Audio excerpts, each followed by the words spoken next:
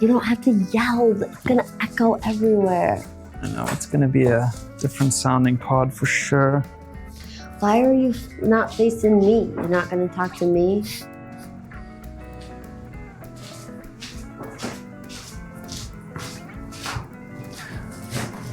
You're not going to look at me? I'm looking at you.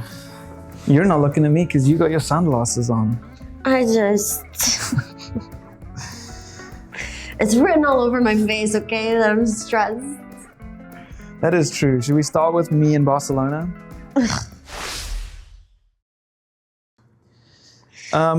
Let's paint the scene, first of all, because I need to remember that not everybody is watching this right now. We are currently sitting in a half-painted living room of our new home. And we're pretty stressed, to say the least. I left Morgan on her own when we got our keys. And we decided to paint the house ourselves. After spending money on a house, we figured, let's just do this thing. Part of us are regretting it, but part of us are like, it'll be worth it in the end. It'll be worth it in the end, but I feel like I have more responsibility in the matter than you do. Why? Because you're getting ready to leave, and I get to stay here and paint the house again. I have to work. And the thing that's stressing me out is that you have a very particular way of wanting things done, and you're telling me you have to do it this way, this way, this way, this way, and then you're going to leave. And I already don't feel comfortable or confident enough in my skills to paint a wall, to even roll the paint on the wall. And so when you come back, you're going to go, who did this? And the answer is going to be me. I made that one comment. It was a mistake. I didn't mean it. I'm looking at this wall behind you, and it's actually not as bad as I thought. I say that like I said it was bad. I never said it was bad. It's just if you inspect anything close enough, you can find a problem. Right. Even if a professional did it. But I just still think because the previous owners didn't do the best job, these need 3 coats. Nobody cares about that. So I did tell them about your nightmare trip to Barcelona and the fact that you almost came crawling back on your hands and knees. Let me tie the loop in that story and just tell you how it all ended. I was delayed out of Cleveland by about 1 hour, 45 minutes, which reduced my 2-hour layover to 30 minutes.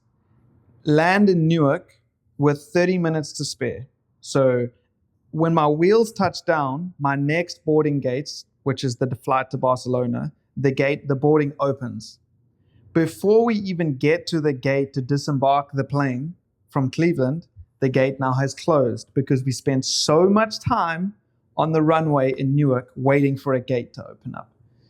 That should not be allowed. I know. Like, isn't that Airport 101? Have a gate ready when a plane comes in? Right. So United and Newark are having big issues with Newark and the technology that runs the air traffic control. Plus, they have a shortage of air traffic controllers. I felt the brunt of that. I still tried to get to my gate. You better believe me. Oh, I know. Your childhood asthma came back. I heard you say that in the solo pod. The irony is that on my flight back, I listened to the solo pod on the plane. But anyway, so I sprint to my gate. The app said it would take me 12 minutes to walk to my gate. I probably did it in about 120 seconds, I want to say. No way. I sprinted. And you didn't full pull speed. anything? You're very hamstring prone. I went from a cold start to absolutely bolting. As soon as I got to the gates, I felt my butt cheeks going like the cramp was setting in because I had like this lactic acid buildup. Why is this so funny? I don't know. I've never heard you say that before. There's a border control officer at the gate because it's an international flight departing the United States. So I guess that's protocol. He sees me huffing and panting like a child who's got sports-induced asthma. I'm going, and I'm watching the jet bridge of the plane just disconnect from the plane. And I'm just looking at the window. And this border patrol officer is like, brother, you don't stand a chance. You ain't getting on that plane. Didn't say anything to me, but that's the eyes he was giving me. Sit down, my watch vibrates. I look at my wrist, it's like, looks like you're working out. Yeah, you're like, would you like to record this run? And I was like, you know what, let's see. I can't remember how, it was like close to half a mile or something stupid. Anyway, they put me on the next flight, the same flight, but tomorrow. Right, so you had so 24 I have to hours. be in New York for 24 hours. So stupid. The only other route would have been via Chicago, and because of the layover in Chicago, I would have got to Barcelona 2 hours later than tomorrow's flight anyway. Silly. So I'm not going to go into all the details of me with United and support, and it was a nightmare. Big L. We're taking our loyalty elsewhere. You read the text, didn't you? Yeah. We're taking our loyalty elsewhere. Well, here's the thing, right? Newark is doing this new virtual assistant thing. No physical help desks. Horrible. None whatsoever. So unless you have lounge access where there's like private helpers inside, you are SOL. Yeah. And the chat session that I had with them ended with me in level 20 rage. Big L for United. Taking my loyalty elsewhere. Like she was going to ride back and be like, Please Mr. don't Preston, go. don't take your loyalty elsewhere, please. Please don't. We need to turn that L into a W. Oh Please. my gosh. So then what? So it doesn't end there. Doesn't end there. I get a list of recommended hotels from this rebooking link. They're like, we're sorry for the inconvenience. Please click this link to get a 10% hotel coupon. What? They didn't pay for the Embarrassing. hotel? Nope. 10%. Oh my god. Because the initial delay in Cleveland was air traffic control I would have related. been raging. Big L. As steep as we got. Big L. So I book a hotel that they sort the hotels in order of distance from the airport. And I just assume the top one is going to be like just around the corner. Mm-hmm. How many And miles did it say? To be honest, it did say 10 miles. Right. In my mind, 10 miles isn't that far. Not if you're going into the city. I'm like, that can't be that bad. Yeah. So I'm in this fit of Big L rage. And I just think book the quickest one, the shortest route to being okay. Because it's getting late now as well. It's like, what? 8 o'clock probably. 8 o'clock, 8:39 p.m. And I know it's going to take a while to get to the hotel. So I just book it. I saved $28 with the 10% voucher. I think it cost me, like that is crazy. $280. I mean, and fortunately I am flying with work. And I'm like, at the same time, like communicating with the powers that be at work, be like, hey, is it okay that I do all this? Because there's nothing I can do. And we do have travel guidelines that let you book things in emergencies or whatever. So I commit to it. I spend the night in New York. I wake up in the morning, work from the hotel lobby for a bit, I walk around Grand Central. Yay, fun New York City. Take a taxi, an Uber, back to the airport. Needless to say, my Uber to the hotel costs $140 because of fees and tolls. That'll get you every time in this city. I didn't realize the hotel that was closest was on the east side of New York. Yeah. So I had to go under the tunnel and across the city. Stupid. David doesn't do that kind of stuff. Well, I mean, he was panicking. Yeah, anybody would have been panicking in that situation. Devastated. And you don't want the decision paralysis because that's what would have happened too. You would have been sitting there analyzing every hotel. I would have been pathway. on TripAdvisor figuring out which hotel room would have been the best. And I was like, just make a decision. Yes. Needless to say, I should have booked the Marriott at Newark Airport. Was that an option? No, it wasn't listed there because I'm guessing they don't $28 wasn't worth it. Right. So I don't know how much that would have cost. Maybe they didn't have rooms. Maybe that's why it didn't come up. Get to the airport. It's now 6 p.m. I've got an hour and a bit till the flight starts boarding. 10 minutes before boarding. I now meet up with a colleague who's flying on this plane with me because he delayed his trip to come a day later. 10 minutes before boarding, we all get a text at the gate. Flight cancelled due to a maintenance issue. The plane has been at the airport all day. I would have just been like, forget it. You almost did come home. That's when I'm like, And so the guy who I'm traveling with from work is like, I live 25 minutes from here. I'm going home, doing it again tomorrow. Because that's his first. Well, that's easy. It was his first attempt, and they rebooked him on the following day's flight. So I'm thinking to myself, I'm either going home or I'm getting a different airline out of here. Right. And there's people at work who are in Barcelona now telling me, try find another flight out of JFK. So I'm on Google Flights. Turns out in 2.5 hours, I had plenty of time to spare. Delta was flying direct out of JFK to Barcelona. It was within reasonable cost, and it probably would have cost the same as me staying in the hotel again. So I just book it. Yeah. Now I take a 90-minute Uber from Newark to JFK. Oh my gosh. Go through JFK security. Fortunately, I didn't check a bag. Right. And by the way, that canceled flight had already loaded the bags on the plane. So you had to wait for them to. You didn't. I didn't check a bag, but I'm just saying that's how close we were to leaving. The bags were on the plane. Yeah. Then they took them off, canceled the flight. I get to JFK, everything's all good. Delta flight leaves without a hitch. The silver lining is that I paid $60 to sit on an aisle seat in economy with 3 empty seats next to me. When you get an empty row on an airplane, doesn't it just feel like you hit the absolute jackpot? And because I booked last minute, I was like, paying $60 to have a potential empty row is worth it. Right. Because nobody else moved into that row. Totally.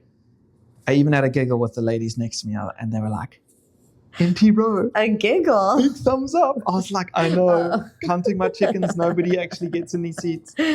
Soon as the plane takes off, 5G MGs, melatonin, out. I probably slept for 4.5 hours of a 7-hour flight. Still not enough. I don't know. Enough. You can function though. I could not. I need at least 10. Even on an airplane, I need at least 10. I get to Barcelona. We do the work thing. I come home via Air Canada. All is well. Morgan is stressed. This whole time we're doing paint quotes and figuring out what we're doing. And yeah, it's not been great. I've been very overwhelmed, which I knew I would be. I just don't handle these types of situations well, which is why I'm really grateful for my parents because they've taken the bull by the horns. I mean, we live now. Your mom is just a trooper. She's a machine. Is she not? She says she's going to do something and she does it. I'm like, rally the troops. I don't even know where to begin. I'm going to sit here and wait for her to get here when you leave because I don't know what to do first. I don't know what's going to look best. We got you and I started masking, taping the walls and stuff and you just sat on the stairs. Yeah. You know why? I had this thought to myself. I was like, should I get up and help David? And I was like, no, absolutely not. Because he's leaving. Because he's leaving. And this is what he's doing. And I will do the rest of the paint today when my mom comes. We committed. We put the camera up. We're recording a pod. And this is also another David idea. Well, yeah. We're going to see how it goes. So you'll have the responsibility then today of editing the podcast, How am I going to do that and work? This is our life. This is why. You know what the thing is, right? We were so excited about the fact that we had the whole month to move. But all we've done is dragged out the... You were gone for a week. I know. What? I know. You were gone August 3rd. We got the keys on August 2nd. You were gone August 3rd. And you came back yesterday. I know. So, I just did the nervous eye roll. Who's dragging? Because I cannot do this by myself. I can't. I would never buy a house by myself. I would never pick a house that needed all this stuff done by myself. I can't handle it. Well, the irony is that it's not a lot of stuff that needs done. But it's just painting is one heck It's of a not job. a lot of stuff, but it feels very overwhelming. We're not renewing anything. Except the entire downstairs. We're painting. Yeah, we're painting. We're not changing stuff. It's just entirely too much. Anyway, my point is that imagine we had just committed to me taking a week off work, booking a mover, smashing it out in 5 days. But because we have the whole of August and because I went away, this whole process is just taking an entire month. Stressless. What'd you say? Too blessed to be stressed. Too blessed to be stressed. I am. You can be blessed and stressed at the same time. You can be. But that's my motto throughout this process. Every time I'm painting a wall and I accidentally paint the trim or something, I'm like, too blessed to be stressed. You're a perfectionist too. So I am. I'm a perfectionist. I have OCD tendencies, and it can sometimes stop me from starting. So that's why I'm glad your mom is just being the driving force amongst all this. But hey, we are here. We're in this house. It's our house. We have some grand plans for our new creative studio that you are using for your show. We will use for our show. We did not have that space in the previous house. And we're going to look back on this in a year's time and have a chuckle. You think? Yeah. Do you think we're going to laugh about it? Yeah. I do. Thank you for bearing with us this week. Thank you for allowing Morgan to solo pod it up last week. I enjoyed it. Thanks. I hope you did. To listeners, Mark's Minions. If you know, you know. I didn't tell him about Mark's Minions. We did. We spoke about it on the pod when it was one of the options. I know, but we never said that that's what we were going to go Well, with. we haven't decided that yet. Go back and listen to episode 21 or 22, where we were asking ChatGPT to name our listeners, and one of the options was Mark's Minions. Yeah, but then Who's Mark? How did it come back about? Because it came back about like in our day-to-day. I think I was looking at Harley's dog bed, and it was like Mark's. Oh, Sam's Club, Sam's Club's in-house brand is called Mark's something. And you're like, hey, Mark's Minions. And we're like, hey, Harley's Mark. You know what's so funny? Someone at work's name is Mark, and they were talking about our pod, and they were like, hey, Mark's Minions. I mean, we said we were going to think it over. We thunk it over. We and did here thunk we it are. over. We slept on it, and here we are. So hit us up on Instagram at The Seriously Show, and let us know if Mark's Minions should be the name of our listeners in just true meme fashion. We just meme the name. We just meme the name. We just meme the name. The seriously word of the week, can it just be our lives in general? Because I feel like we're in absolute, utter disarray. I've been looking around the room this entire recording. Right, thinking just that needs painted, that things. needs sanded, that needs painted. Yeah. Ugh. This is living, man. Now I know what Ramit Sethi talks about when he's like, don't buy a house until you've run the numbers and you're in a position in life where you're absolutely sure about it. Because we feel like we are in a position to do this. At 35 and 33, we're like, this is it. We've been planning for this. And I don't regret it one bit. But could you imagine doing this at 23, 24, 25? I'm disassociating. I can't even think about it anymore. So shout out Ramit Sethi. That's it for this week. Thank you for listening. Thank you for bearing with us. And give us a follow on Instagram at The Seriously Show. Cheeky 5 stars on Apple Podcasts, Spotify. We appreciate you. We love you.